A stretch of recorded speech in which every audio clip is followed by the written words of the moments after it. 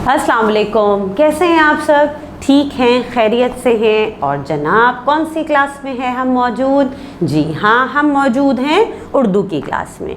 और आजकल हम काम कर रहे हैं सबक नंबर 8 पे। नाम क्या है हमारे सबक का? बी अम्मा। बिल्कुल सही कहा आपने। तो आज हम कौन सी मश्क करने वाले हैं? आज हम जो मश्क करेंगे वो मौजूद है हमारी किताब के सफ़ा नंबर 55, 55 और सफ़ा नंबर 56, 56 पे। ठीक है, तो सबसे पहले आप अपनी किताब खोल लीजिए और निकालिए पेज नंबर 55 ताकि हम देखें कि हमें काम क्या करना है। चलें, अब देखते हैं कि हमारे पास काम क्या है। यहाँ पे सफ़ा नंबर 55 पे यहाँ पे हमारे पास लिखा है कि ग्रामर की एक्सरसाइज है। ठीक है, और क्या लिखा है? एराब का खेल, ज़ेर ज़बर और पेश का खेल।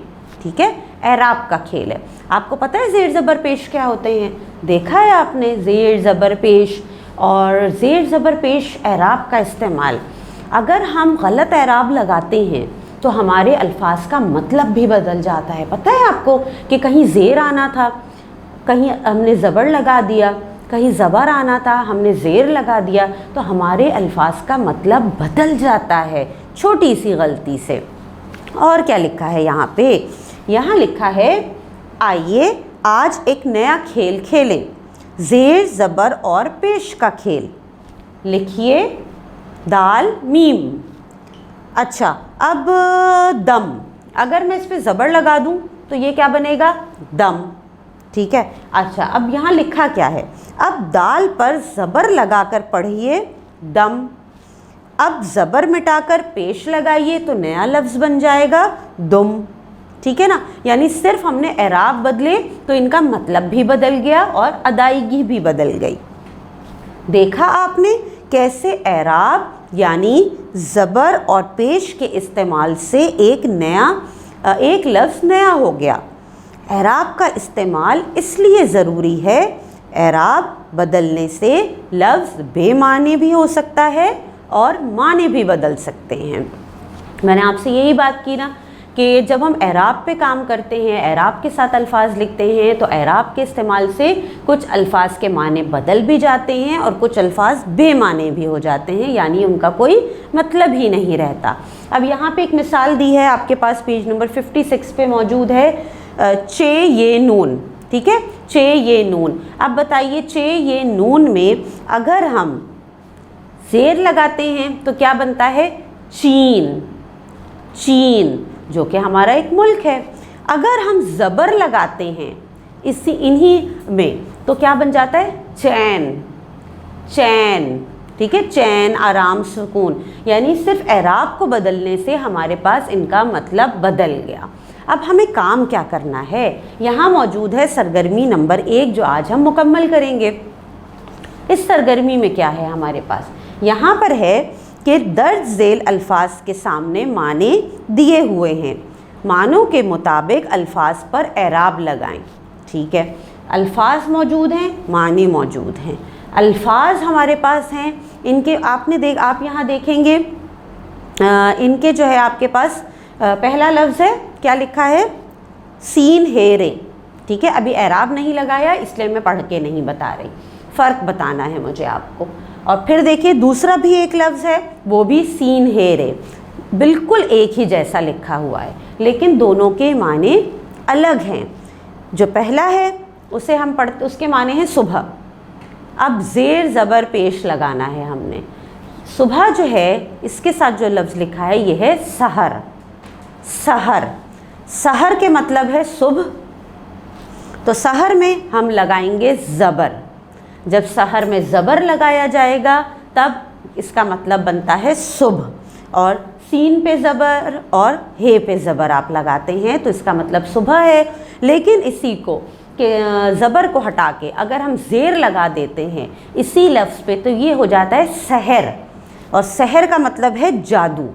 ठीक है, यानी एराब के बदलने से लफ्ज़ का मतलब ही बदल गया। इसके बाद मौजूद है काफ लाम। अब अगर इसको मैं कहूँ कल, तो कल का मतलब है पिछला या अगला दिन, कल। तो कल के लिए हम लगाएंगे ज़बर। और अगर मैं कहूँ कुल, तो कुल का मतलब है सब, यानी कुल, सब। तो कुल के लिए ज़बर के बजाय मुझे क्या लगाना है? पेश।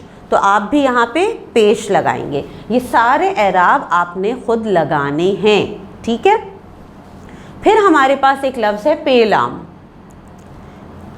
अगर मैं पल कहूँ तो यह है एक लम्हा। पल के लिए मुझे ज़बर लगाना पड़ेगा, जिसका मतलब है एक लम्हा। और अगर मैं ज़बर हटा के पेश लगा दूँ तो बन जाता है पुल। और पुल आपको पता है क्या होता है? दरिया या सड़क पार करने का रास्ता जो होता है हमारे पास, वो पुल कहलाता है, जिसे हम ब्रिज कहते हैं। तो पल और पुल में किसका फ़र्क है? ज़बर और पेश का फ़र्क है, ठीक है। सिर्फ एराब बदला, मतलब बदल गया। यहाँ भी एराब आपने लगाना है। फिर हमारे पास मौजूद है ऐन अलिफ लाम मीम। अब अगर मैं इसको पढ़ूँ आलम, तो ये है दुनिया, ठीक है। आलम में ज़बर का इस्तेमाल है। और अगर मैं कहूँ आलिम, तो ये है इल्म जानने वाला शख्स। आलम में ऐन पे ज़बर, लाम मीम पे ज़बर आ रहा है। और आलिम में ऐन अलिफ पे ज़बर और लाम मीम के नीचे ज़ेर आ रहा है। तो यानी यहाँ भी एराब के बदलने से लफ्ज़ का मतलब बदल रहा है। तो आपने यहाँ भी देख के, मतलब देख के अल्फाज अदा करके फिर आपने एराब लगाना है। फिर हमारे पास एक और लफ्ज़ यहाँ मौजूद है, दाल वाओरे, अरसा या वक्त। इसका लफ्ज़ कौन सा होता है? दौर।